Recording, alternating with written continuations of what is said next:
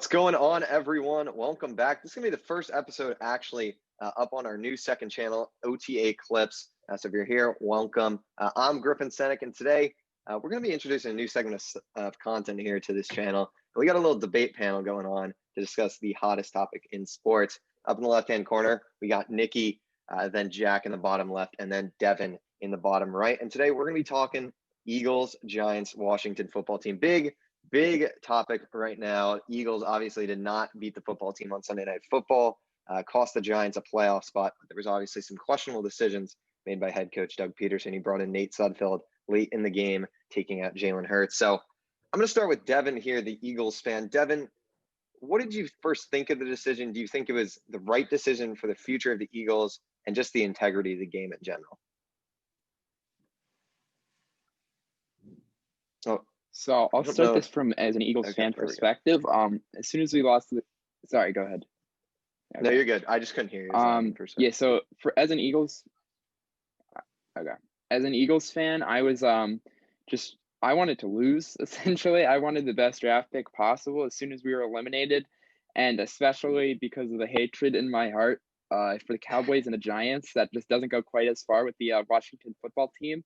I was especially happy when I saw us, because we didn't play well at all. Our entire team was hurt, and I was surprised we were in the game because we were missing essentially major guys at every position except for quarterback. And when you throw in a 22-year-old rookie without his entire supporting staff against a good defense, say what you want, but that is a decent defense. I was not expecting it to go well, but we were in the game. We went up.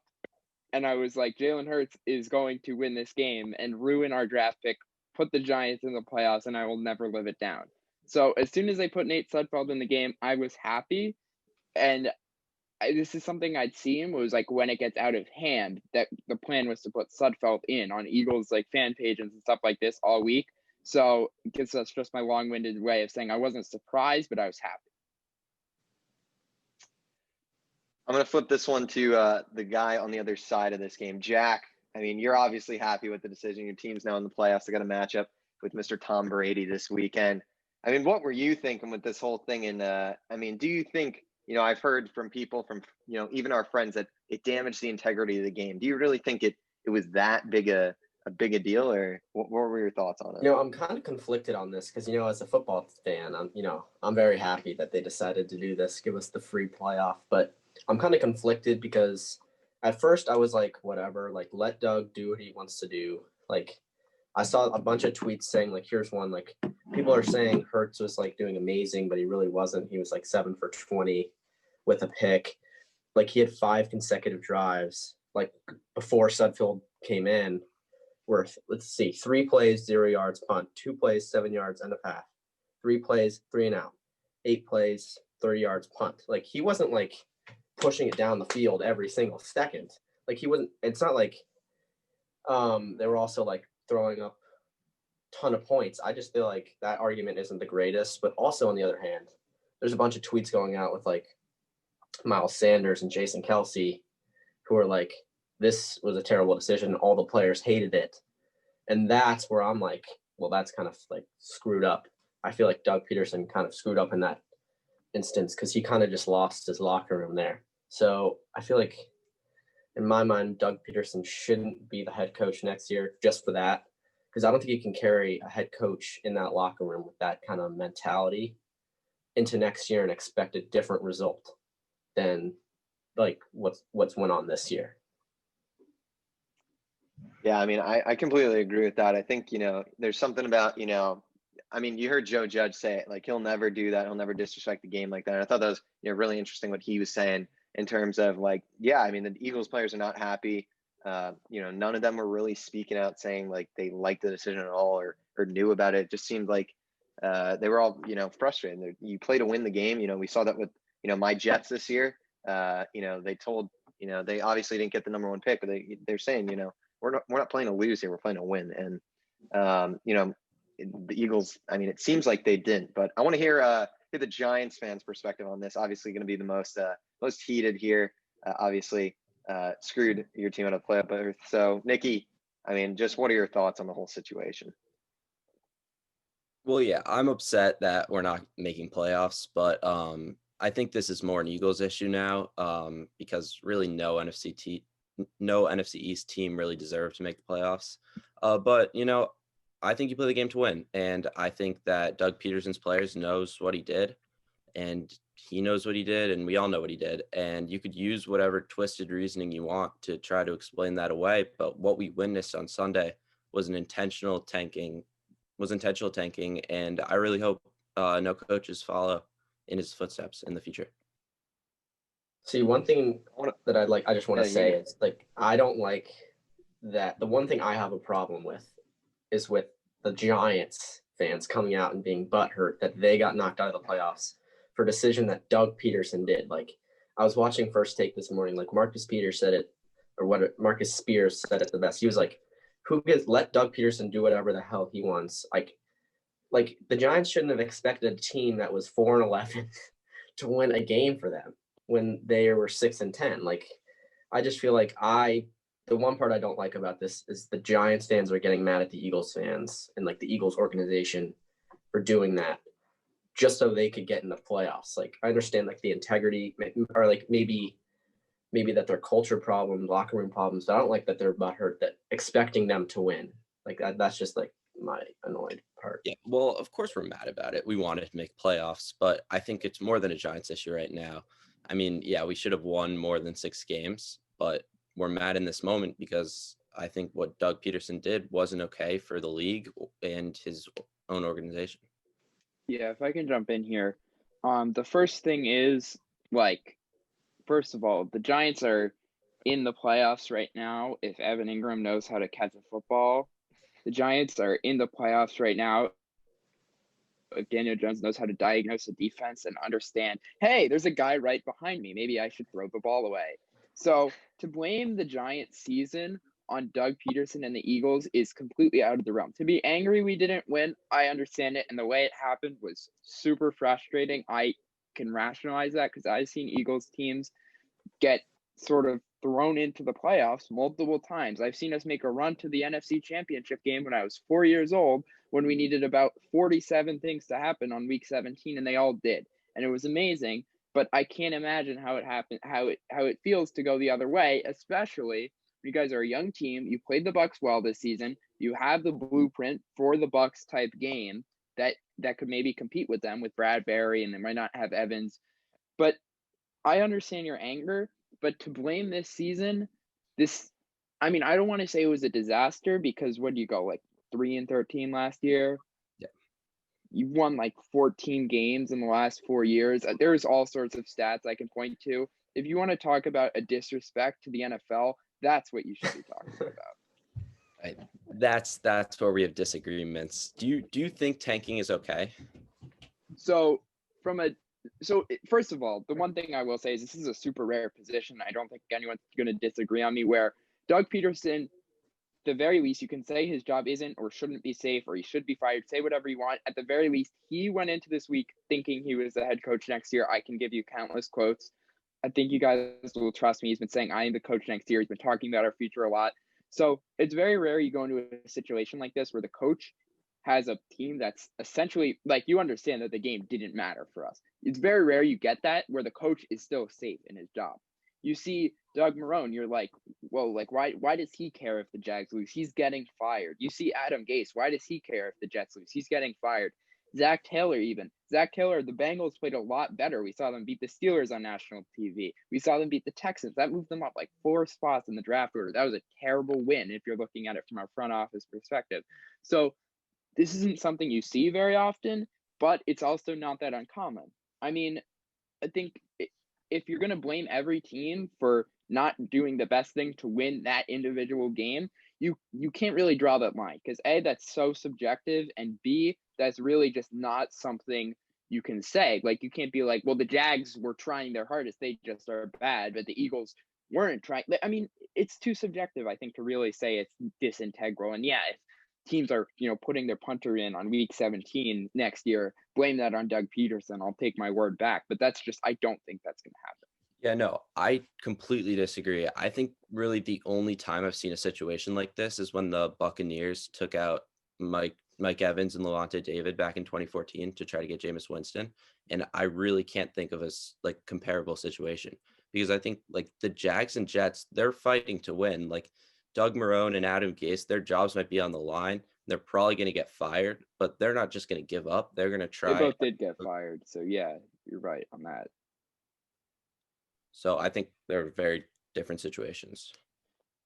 Yeah, but so what would you say about the Browns having a parade when they're 0-16? I'm not really trying to get you to say something. What's your thoughts on that? Because they celebrated losing. There were players tweeting about it. If I remember correctly, there might have been players at the parade. And this is very different because I know, say what you want, Nate Sudfeld wasn't not trying. He's not an NFL quarterback, but he wasn't like, oh, let's lose this game for Doug Pederson. Come on. Yeah. I mean, I think that Doug Pederson's has been with the Eagles since 2017. This is his fifth year. Just finished his fifth year as a coach. Like 27. I think Pederson knows what Sudfeld brings to the table. And so I'm going to actually stop you there really quickly. And I know you're like, dude, this guy sucks. He's played legitimate time in 2 games in his NFL career. Once was a meaningless Week 17 game, the year we won the Super Bowl and had everything clinched. He went 17 of 20 for 150 yards, no turnovers, no touchdowns. So you might be like, oh, this could be a solid backup, something like that. And the other was against the formerly Washington Redskins in 2018, I believe. Nick Foles got hurt when we had been blowing them out. Also, we were trying to clinch a wild card spot.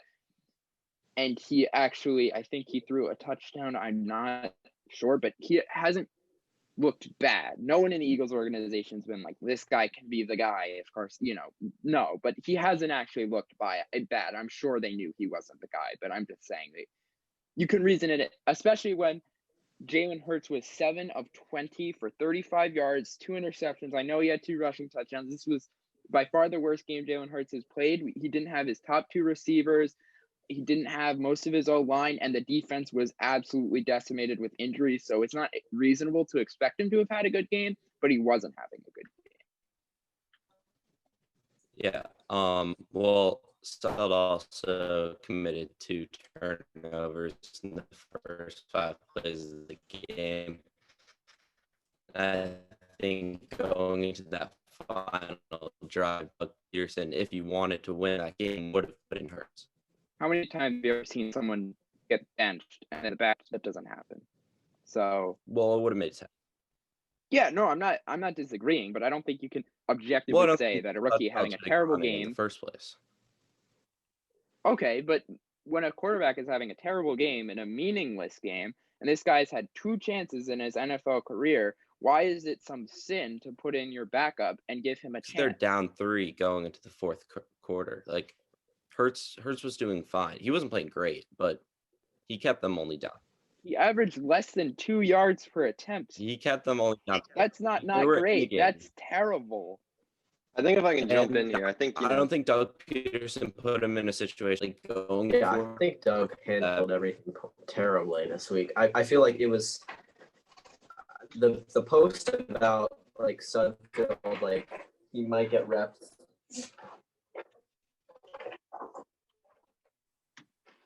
On my yeah.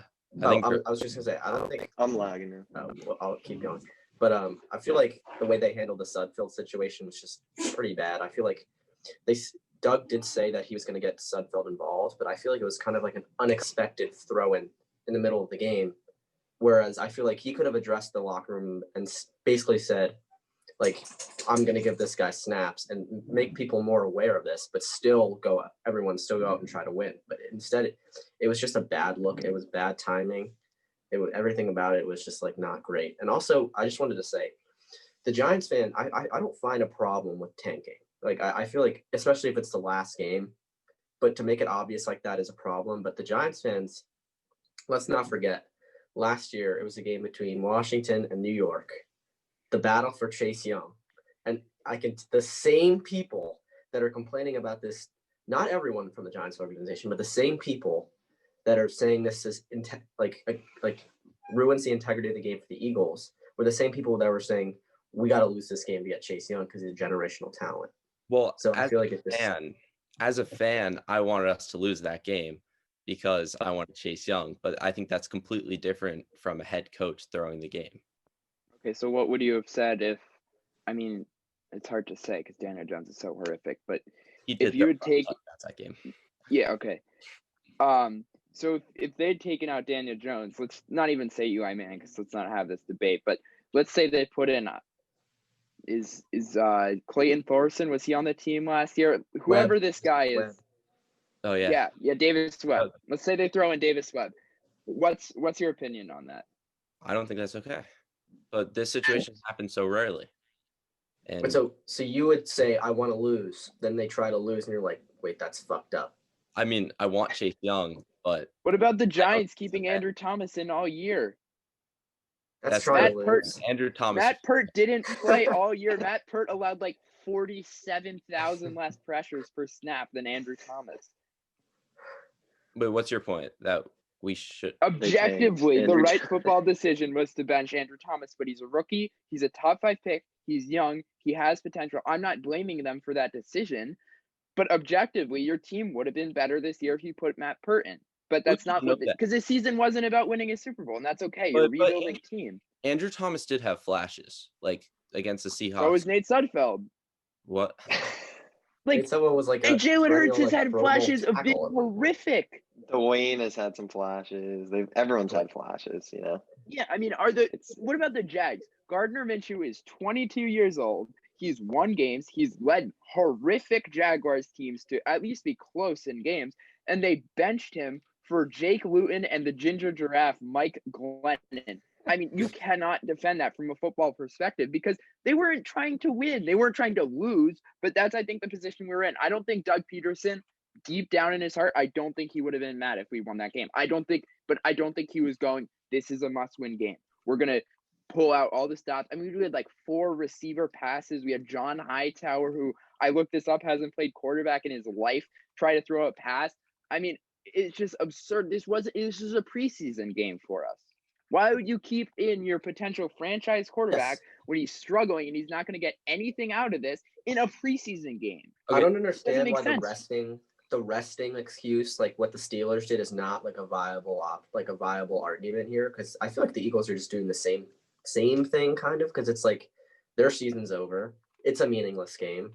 Why risk putting out your rookie quarterback in the game where if he gets hurt, the next year is an even bigger problem than it is right now.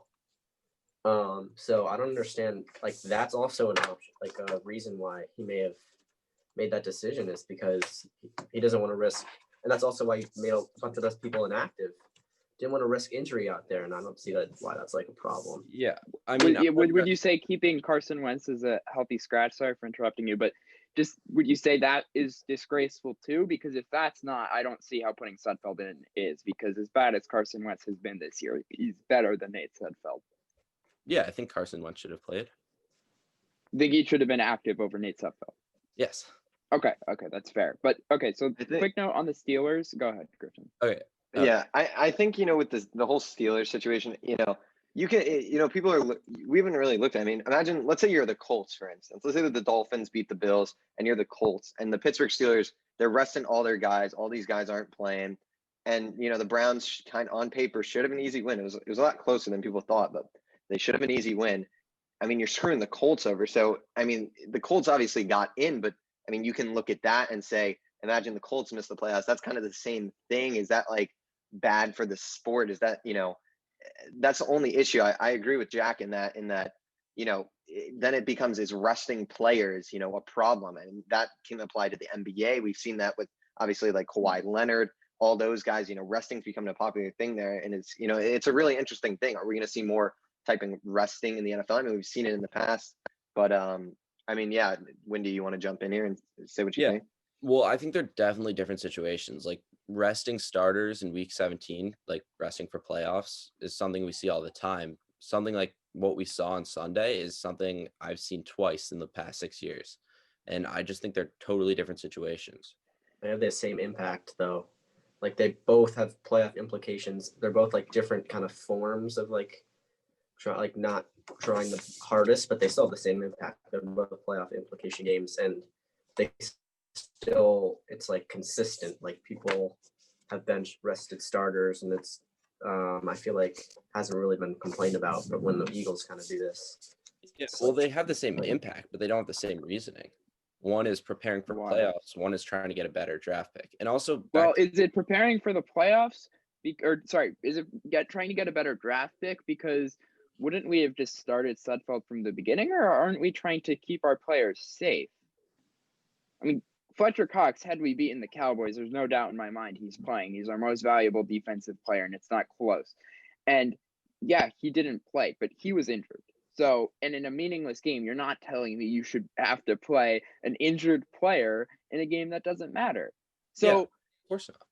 So when Ben Roethlisberger, I get this, that he's had a ton of injuries in his career and he's like 46 years old, but at the same time, they had something to play for. And I know you can say, well, there's only one bye, but if they win, they had a chance to be a higher seed and knock little brother, their rivals, the Cleveland Browns, out of the playoffs. So to say, well, that's just their decision, like, yeah, it is their decision because that's their choice to make. Agree with it? Sure, I do, but it doesn't matter. I agree that the Eagles are making the right decision, not injuring any of our future players, it helps to get a better draft pick, but that's not what the players care about. And that's the decision I agree with. If I had disagreed with it, I would have still said, well, it's their choice. I know the players are mad. And I think that's a Doug Pederson not being able to relate with his players. This is a leadership culture issue that we've had ever since the day we won the Super Bowl. But this is not a single thing that has to do with the actual action. This was just something that's been waiting to happen. Devin, I'm curious. Do you think Doug Pederson should get fired?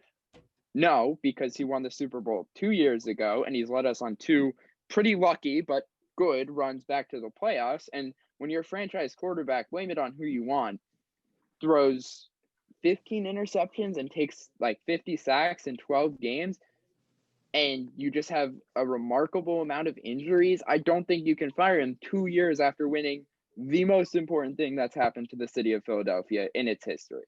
I don't think you can. I think you could say, well, he's been a bad coach the last 3 years.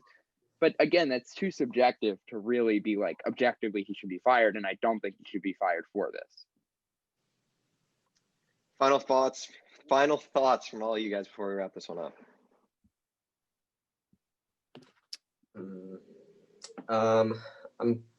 At first I thought Doug Pederson should stay, but because of course the Super Bowl success and he made playoffs last year, and this is a year of COVID, that I don't think he should be fired instantly for a bad season. But if he cannot get his locker room to turn around, and if he can't regain his trust in the locker room, I feel like he shouldn't be the coach next year.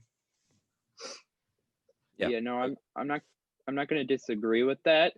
But the one thing I will say is I understand Doug Pederson had a job security difference from other coaches, but do you think the Jags players, do you think Josh Allen, do you think Caleb Von Chason, do you think Miles Jack and Joe Schobert just signed a big deal with them, is happy that they went, was it 1-15? It was 1-15, lost their last 15 games of the season? No. And I'm sure they're happy Doug Marrone is gone. But they're more, I think the Eagles players and players on bad teams like this, especially because we had a legit chance to make the playoffs this year, are angry about the season, angry that this is sort of an embarrassment. But I think they're angry that this all happened. But I don't think they're angry at Doug Pederson. I think he'll fix it. Doug Pederson has done a great job. He's pulled us out of messes time and time again. And I think you have to give him one more chance. But, I mean, if you say he should be fired and if he can't get the locker room back, I don't disagree with you. But I don't think that's the point of the argument. I don't think it was wrong to the NFL, and I don't think the Eagles are a low-class organization for this. So that's my final thoughts. I'll let you go. So. Yeah. Well, I think it was disgrace to the NFL. We're lucky that we don't see this a lot. Like, imagine if Belichick started tanking right when the Patriots got eliminated. And I hope this doesn't happen in the future. And I don't know, if he can't get his locker room together, then I think he should be fired. If Belichick started tanking, I mean, people have been saying this whole year anyway that Belichick's been tanking because it's a weird year with all the opt-outs and he has no talent. But that's besides the point. If Belichick had tanked, if they were like 6-8 or whatever they were, and Belichick just got blown out, they'd be like, wow, he has some master plan. And yeah, he's the greatest coach of all time, and yeah, he has that leeway. But Doug Pederson has made some pretty genius moves. Did it seem smart to throw a touchdown pass to the least athletic quarterback in the Super Bowl? No, but it paid off, didn't it?